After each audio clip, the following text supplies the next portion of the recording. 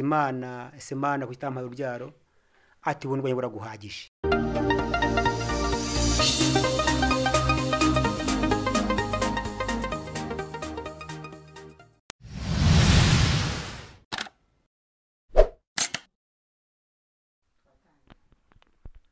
Turabasubije mwese abakurikiye kamera za Urakenewe TV, ineza y'Imana n'urukundo rw'Imana nibane namwe.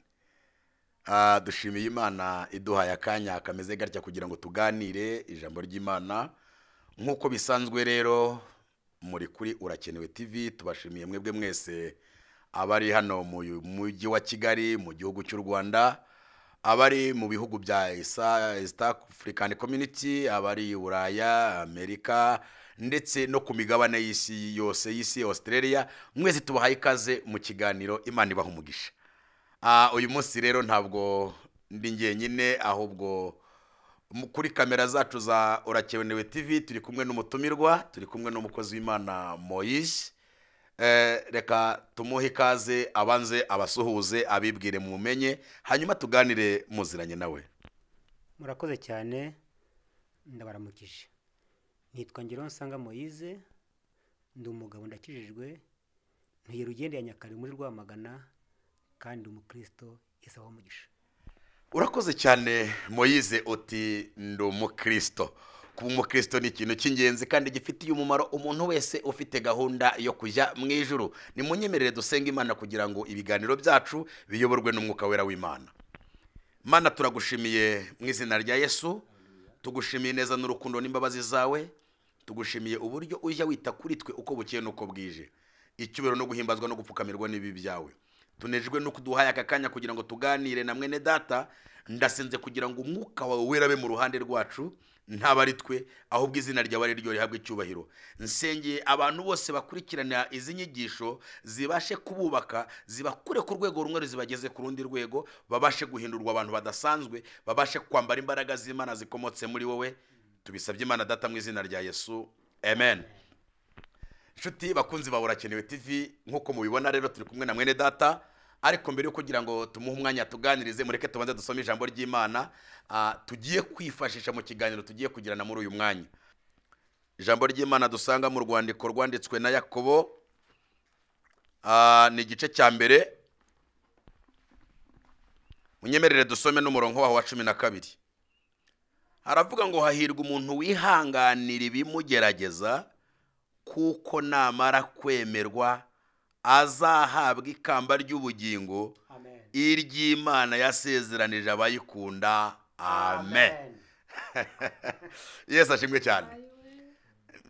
Moise, ndashaka kuvuga kwihangana. Hahirwa umuntu wihanganira ibimugerageza, kuko namara kwemerwa. Iyo bivuze ngo namara kwemerwa, bivuze ngo hari n'igihe umuntu ageragezwa ariko ntiyemerwe. Azahabwa ari uko yemewe, kandi ahabwa ikamba ry'ubugingo iry'Imana yasezeranije abayikunda. Ndagira ngo utangarize abantu bakurikiranye kamera za Urakenewe TV, ubundi iyo bavuze kwihangana wumva iki? Iyo bavuze kwihangana mbyumva cyane nihereyeho, uko mumbona mfite imyaka 56, nta muryango nge mfite unkomokaho, njyewe umuntu akomokaho ababyeyi mbese imiryango yose ntawe ngira, ndetse nta n'umwana negeze mbyara mu myaka 26 maze ndi kumwe n'umugore. Ubwo rero kwihangana ndabyumva cyane, kandi ririya jambo ryarankomeje na bugingo n'ubu. Kwihangana ni inshingano y'umuntu wese warimwe n'Imana. Moye, ko numva uvuze ibintu bikomeye. Imyaka 56 y'amavuko ukagerekaho 26 y'urushako, ubana n'ikintu gituma wihangana. Byakugendekeye bite? Bwira abantu bateze amatwi kamera za Urakenewe TV ibintu byakubayeho byashoboye gutuma byatumye wihangana. Ni biki byakubayeho kugira ngo wihangane utyo? Icya mbere nawe mukristo, icya kabiri mbu umunyamasengesho, icya gatatu muvuga butumwa uhamagawe n'Imana. Kandi njya kushaka ni Imana yambwiye ati ngo umukobwa muzubakana urugo nuriya. Ndasenga Imana iramunyemeza, mbona ko ari we. Ariko byaje kungora cyane tumaze gushakana tugize imyaka 5 mbona nta rubyaro, mbaza Imana, ese Imana kuki utampaye urubyaro? Ati ubuntu bwawe buraguhagije. Ndatangaye Moyi, ndatangaye kugira ngo ushake umugore warabanje urakizwa d'abord, nyuma yo gukizwa urasenga ubu mukristo, ubu kristo bwawe urabukomeza ugera mu gihe cyo kurambagiza. Ugeze mu gihe cyo kurambagiza ubaza Imana, urasenga ndashaka umugore, Imana irakubwira ngo uzabana na Ntuza. Ubwo ntabwo muvuze izina kuko ntabwo muzi, wenda uraza kumutubwira. Ubana na Valeriya, irakubwira ngo ni Valeriya niwe uzashaka. Nawe koko wumvira Imana uragenda muri abana. Imyaka 5 irashira nta rubyaro. Wabyifashe ute umaze kubona umuntu wasenze Imana agahabwa n'Imana amasezerano, agashingirwa ari Imana yabivuze, ubukwe bukagenda neza, ukabona nta rubyaro? Wabyifashe mute? Icyanyemeje ko uriya mukobwa Valeriya ari uwanjye, ikimenyetso cya mbere nasabye Imana yarakimpaye, kuko nta nkwano nari mfite icyo gihe, ko nagiye kumurambiriza mfite inote y'100 nyine zahise rubaduka, kandi nta n'inzu nari mfite icyo gihe. Imana ikoresha ibitangaza, inzu ndayibona, amafaranga namukoye yavuye muri Ethiopia. Byanteye kumukunda cyane. Iyi Imana ikoze kino gitangaza n'ingu azambera umugore mwiza, tuzagirana umubano mwinshi kandi tuzagira n'abana benshi. Ariko byaje kurangira nta burwayi afite, nani nta burwayi mfite. Twabaza Imana kuki taduhaye urubyaro, ngo ubuntu bwanjye burabahagije. Twakoze gusenga Imana ngo rega mwebwe muri isomo kugira ngo abantu bazabigireho, icyo gukora nzigiye nzagikorera. Wabanye n'Imana, uvugana nayo, igiye no gukorera ubukwe, ikora ibitangaza. Ndagira ngo ntangarize abantu bakurikiye kamera za Urakenewe TV, Imana ibasha kuvugana nawe ikagukorera ibintu by'ibitangaza, ariko rimwe na rimwe mu byo wari witegereje kubona ntubibone. Bibaho? Icyo wari ukeneye nk'ibyishimo ntaba ari cyo ubona, ariko Imana igakomeza kubana nawe. Aricyo tubwiye uti Imana yaratubwiye ngo ubuntu bwanjye burabahagije. Ese mukozi w'Imana, kugira ngo ugire izi mbaraga zituma wihangana kugeza uyu munsi, ntane zikomoka ni muri Kristo Yesu. Icya kabiri, kumvira Imana. Icya gatatu ni ukwihanganirana, buri wese akabarira mugenzi we, kuko ikibazo ntabwo ari icy'umudamu cyangwa cya Moyize, ahubwo icy'Imana yateje, ubwo ni izi n'uburyo izagikemura. Ntiwabaye mu mwuka gusa ati nduwiteka nzabikora, ukamuri wa mwuka w'amasengesho, kuko numvishe ko wakunze gusenga, ukaba mu buhanuzi bw'uko Imana izabikora, utegereje icyo Imana izakora, nibura ntujye kwivuza, kandi wenda hari ibyo kwa muganga bakagombye kuba barabafashije, kuko Imana yabahaye ubwo bwenge. Mwaba mwaragerageje kwivuza, nibura ngo mutegereze Imana, ariko mwanarivuje kugira ngo ikibazo cyakagombye kuba kirimo gikurweho? Kwivuza rwose ni inshingano zacu. Twarivuje iwacu muri ni Cyangugu Antirusizi, twarivuje ahantu hatandukanye, aho bita Igihundwe twagiyeyo basanga turi bazima, tujya Imibirizi abaho barabizi turi bazima, twagiye no muri Kongo, twagiye ni Butare, twaje muri CHK basanga turi bazima. Hari n'abantu bishyize hamwe b'inshuti zanjye bishaga mu dogiteri abipima, asanga nta ndwara dufite, ati mugere musenge Imana mutegeze Imana kuko dusanze nta burwayi bufite. Kwivuza ni inshingano y'umuntu wese waremwe n'Imana. Bivuze ngo icyo wagombaga gukora cyose waragikoze, ariko utegereza icyo Imana yavuze, kuko ngo yakubwiye ngo ubuntu bwayo burampagije. Ariko se ubundi ubuntu ni iki? Ubwo buntu buguhagije ubundi bumeze bute? Ubundi ubwo buntu wumvise Imana ikubwiye ngo buraguhagije, watunyurira muri make ubwo buntu bwakumariye iki? Ubwo buntu bwakugejeje kuki? Ubuntu bw'Imana ntibugaragara ku maso, ubuntu bw'Imana ntibufatika, biri mu busa. Ibyo bita ngo ubusa bw'Imana buruta cyane ubwenge bw'abari mu isi. Ubuntu bw'Imana ntabwo nabugereranya, ariko ni ubuntu. Icy'ingenzi rero ni ukumenya Yesu Kristo wabambwe n'umumaro afitiye abamwizeye bose. Ikindi, ndibuka umunsi dushyingirwa, ari ijambo njye nivugiye ubwanjye, pastor wimbaje ngo twemere imbere y'Imana n'ito n'abamarika bayo kutazigera wifuza abandi bagore urambuye ikiganza hejuru. Narambuye ikiganza ngo abyaye cyangwa atabyaye kutazigera wifuza abandi bagore, nabirambuye rwose ndabyemera, nabugingo n'ubu ikizere mufitiye kijyagiye nunda cyakimufitiye mu izina rya Yesu. uti ikiganza nahamirije imbere ya pasitoro n'imbere y'abahamya benshi tuzabana tubyaye cyangwa tutabyaye. Moyize, iyi ndahiro ikunze gukora ku bantu benshi, ikunze gukora ku bamwe mu banyetorero batandukanye bafite n'inshingano yemwe zitandukanye, ugasanga kuba babanye ariko ntibabyare, za ndahiro bazivuyemo, umwe ashatse undi ariyeranja agakora ibintu bitandukanye n'ibyo bintu barahiriye. Ese ibyo bintu ubibona ute iyo ubona abantu bagenda bagwagwana bagakora amadivorce kandi barasezeranye bakarahira iyo ndahiro? Biterwa n'iki? Hari abantu bakundana bitewe n'ibintu. Hari abantu bajya gushaka umukobwa cyangwa se agashaka umuhungu amushakaho ikindi kintu, wenda nimba ari amafaranga, nimba ari imodoka, byarangira kumva batabana. Bo arundi ubana n'umukobwa cyangwa se n'umugabo yamara kuba yenda bamara imyaka 6 gusaza akumva yajya ahandi hantu, kuko ari abana babyirutse, ari abana beza batoya, akumva yajya aho ngaho. Icyo nta kintu, ni irari ry'umubiri, kandi abo ngabo rero icyo bategerejwe muzajya Gihenomu. Biratangaje amagambo uvuze arakomeye ko barindiye kuzajya Gihenomu, ariko usanga bamwe mu bakozi b'Imana babikora mu bakristo, mu banyamatorero, akadevorusa hano akajya gushaka ahandi bazamusezeranya kandi bikemera. Ese ubitekereza ute iyo abantu bakora amadevorce barangiza bagakomeza no gukorera Imana? Biriya ni inyungu yabo bishakira, ariko ntabwo Imana iratandukanya umuntu n'undi warayire mu rusengero ko bazabana iteka ryose. Ndumva mukozi w'Imana ufite ibintu bikomeye kandi bitandukanye wahuye nabyo, kumara imyaka 26 wubatse urugo nta mwana, ariko kandi ugakomeza ugakizwa ukaba ucyubaha Imana. Ndumva ari ibintu bikomeye cyane. Utubwiye ko wabishobojwe no gusenga.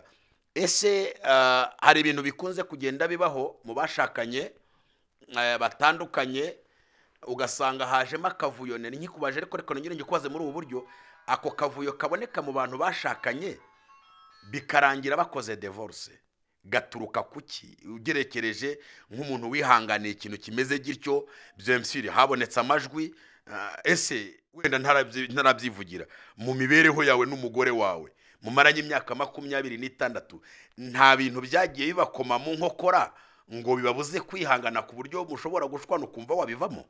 Yo nagize ingorane ziteye ubwoba, nandi kumwe n'umuntu w'umuyobozi yarankundaga, arambwira ati Moise rero kuba uriho nta mwana ufite birambabaje, ngo ntabone uburyo wabigenza.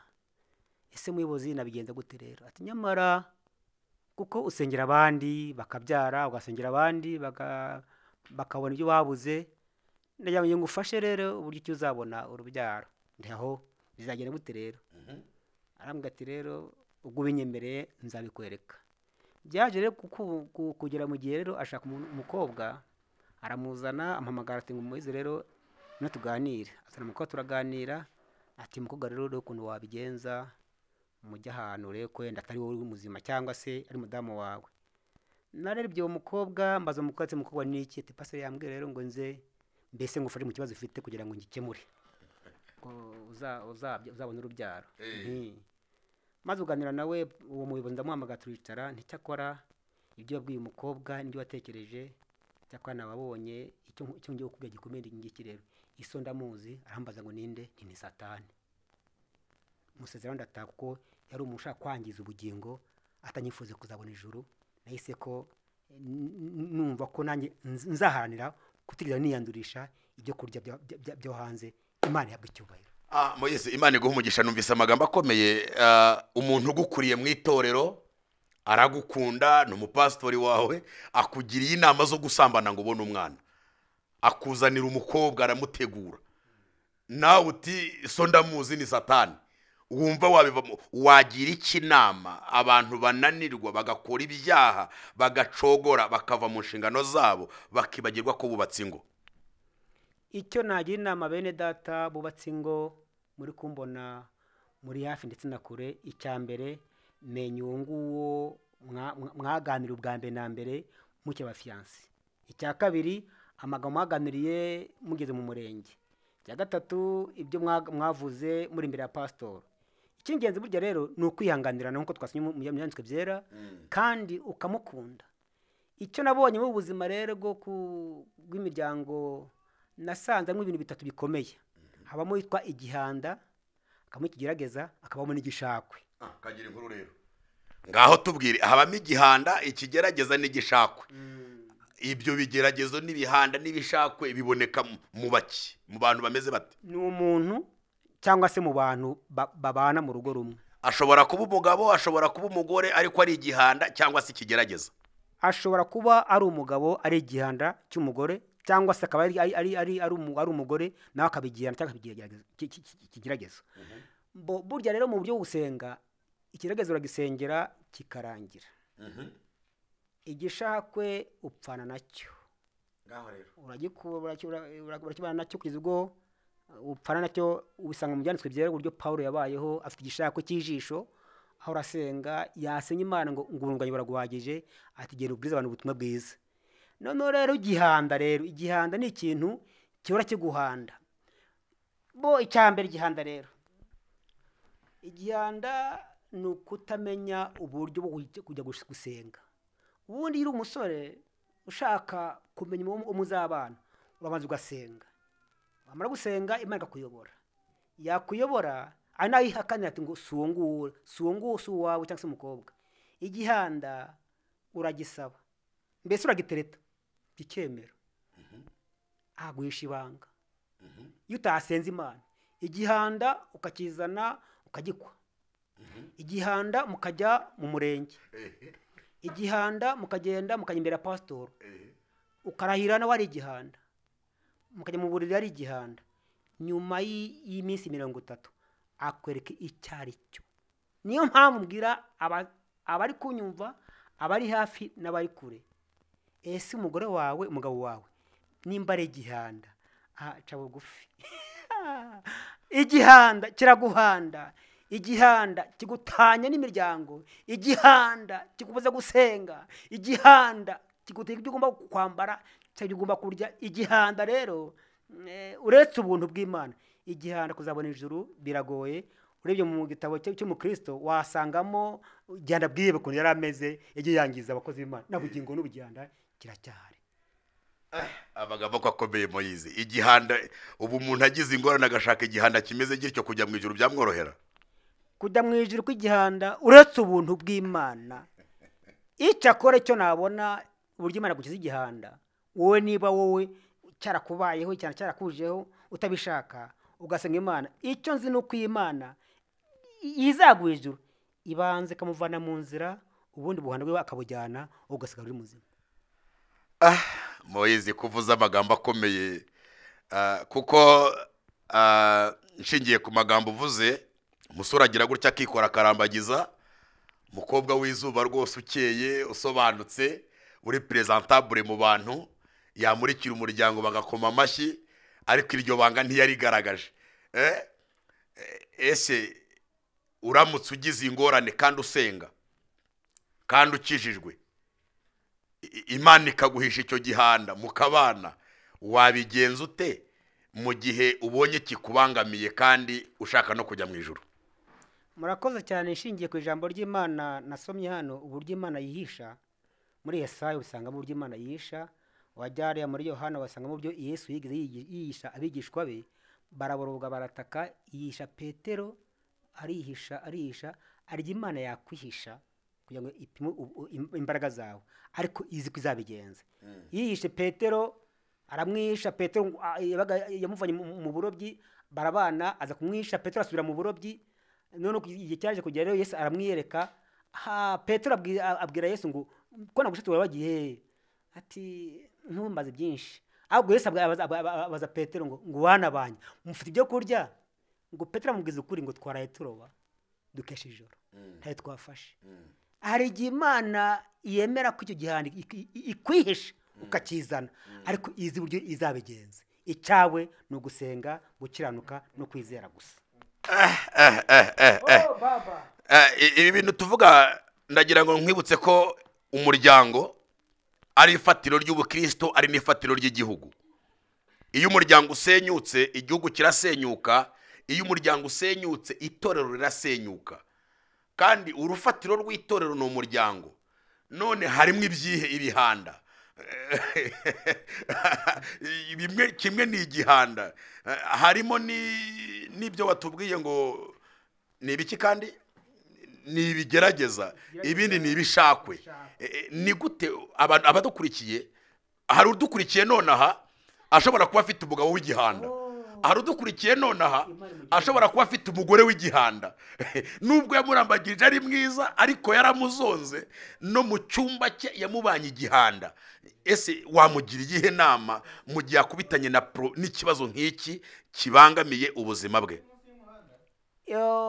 Iyo ahuye n'ikibazo nk'icyo ngicyo, icya mbere arasenga, icya kabiri akegera abanyamasengesho, akegera abandi bantu bahuye n'icyo cy'ibibazo runaka, bakamuha ubuhamya, bakamuha n'ikiganiro, kuko icyo tuzi ni uko nyuma y'umubabaro ajyabonekaho umunezero.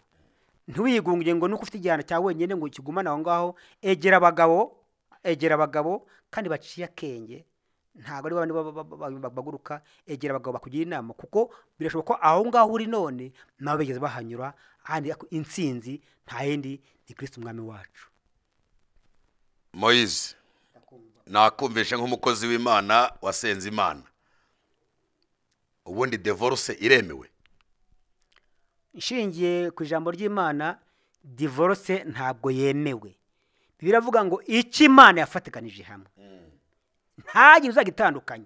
Ahubwo uzagitandukanye wese afite ingorane, kuko azayibazwa imbere y'Imana.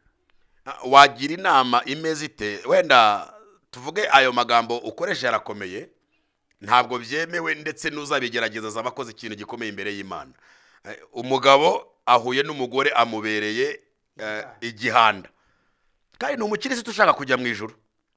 Umugore ahuye n'umugabo amubereye igihanda, umugabo ahuye n'umugore nawe amubereye igihanda, kandi bose bari mu rusengero, kandi umwe yumva afite uburenganzira bwo kuba yakwishakira amahitamo yo kugira ngo yongere anezerwe. Wabagira inama ki? Ntabwo nakora inyuguti n'imwe ku rwandiko rwa Yakobo.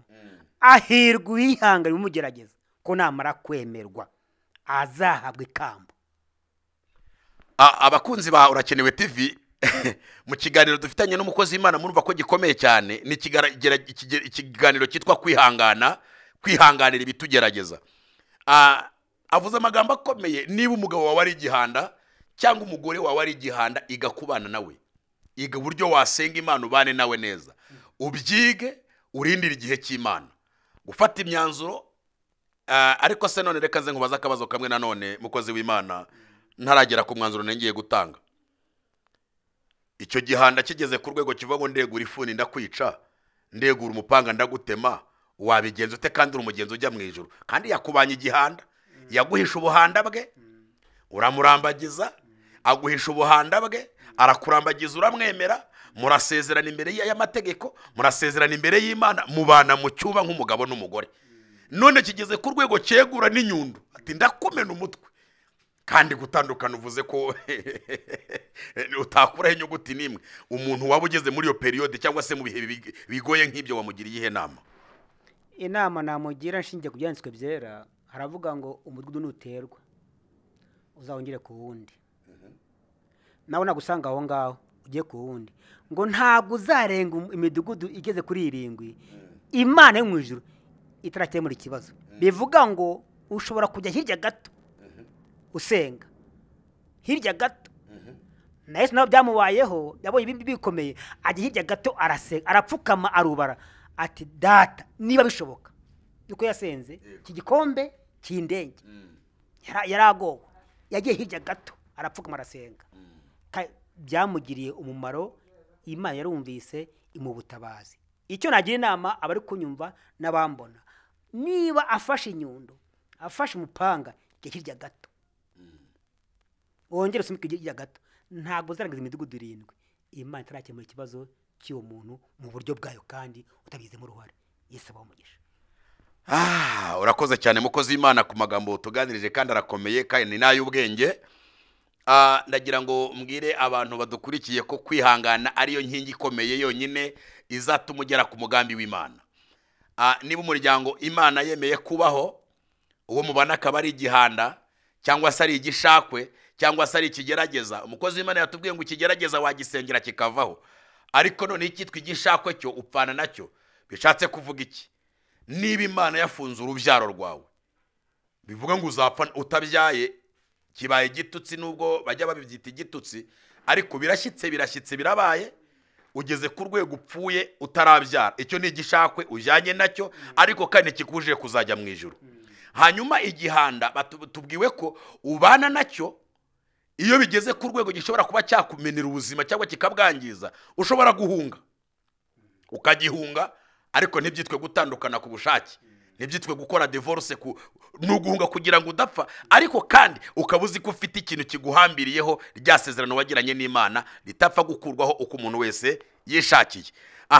Nshuti yanjye mukozi w'Imana, ndagira ngo ubwire abaduteze amatwi, ni hehe wakuye imbaraga zatumye ushobora kwihanganira ibyo bintu wanyuzemo? Ese nta muntu mwaba mwarahuye akagufasha? Ese nta bintu Imana yaba yarakubwiye mbere yuko wubaka urugo? Ese nta kintu Imana yaba yarakubwiye urebeye ku rwego ingo z'iki gihe ziri gusenyuka buri kanya, ziri gusenyuka vuba? Mwitorero ibintu byahozeho, ariko urebye umubare w'abantu bagenda basenya ingo uragenda wiyongera. Ese nta makuru waba ufite Imana yaba yaraguhaye mbere yuko ugera muri urusha rukakugora ukihangana kugeza uyu munsi? Nta kintu cyaba cyaragusunitse kugeza ubu ngubu? Murakoze cyane abari kunyumva. Icya mbere nagakiza nawe na Kristo umwami wacu.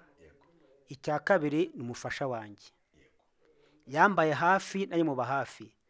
Ndibuka igihe twagezemo asa nk'uca igihe gakeya, akora agira amaganya anarira, nza kumwishiza mu kubuhamya ubuzima nabayemo.